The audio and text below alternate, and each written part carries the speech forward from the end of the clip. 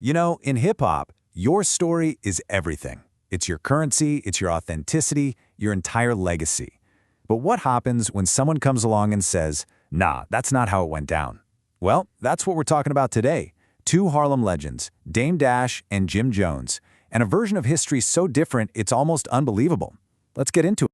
So it all kicks off with this one line from Dame Dash. Simple, right? But when he was asked about Jim Jones's street rap, he didn't just disagree with it, he kind of just dismissed it completely. This one sentence, it's like a wrecking ball to the entire legend Jim Jones has been building for decades. And you gotta understand, this isn't just some simple disagreement. This is about the pecking order in Harlem. In one version of the story, Jim Jones is a major player, a respected figure on the streets. But in Dame's version, he's not even really in the game. And this right here really breaks it down.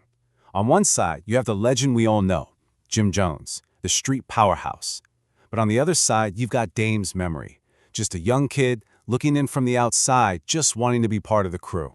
And Dame gets even more specific. He says Jim wanted to hustle. See that word? Wanted. That implies it never really got off the ground.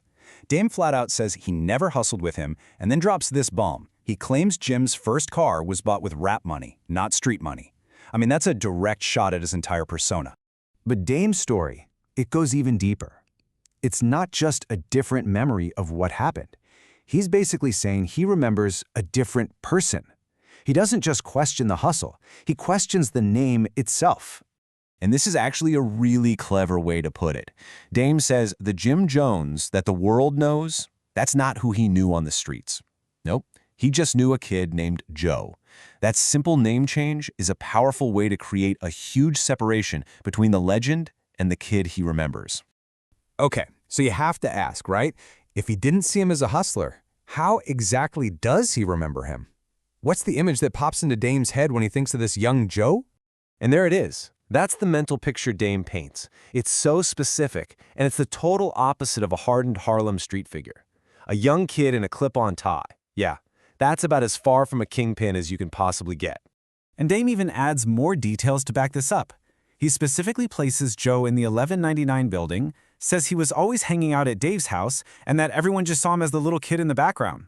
See, these aren't just vague insults. They're specific memories he's using to paint a very, very different picture. So, the big question is, how did this little kid even get into their inner circle?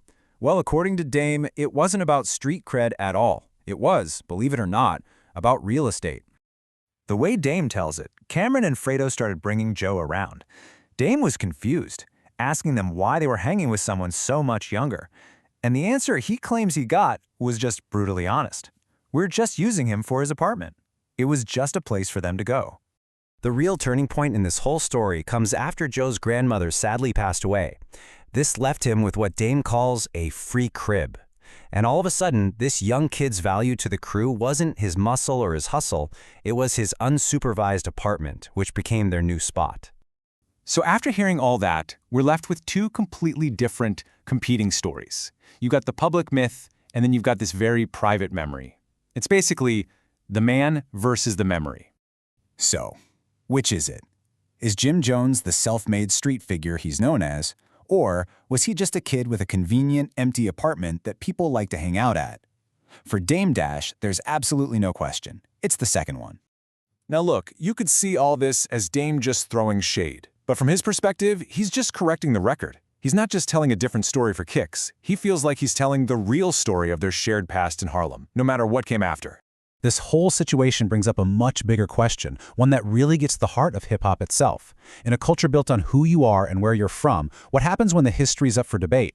When two legends have two completely different truths, which one ends up in the history books? Whose story becomes the story?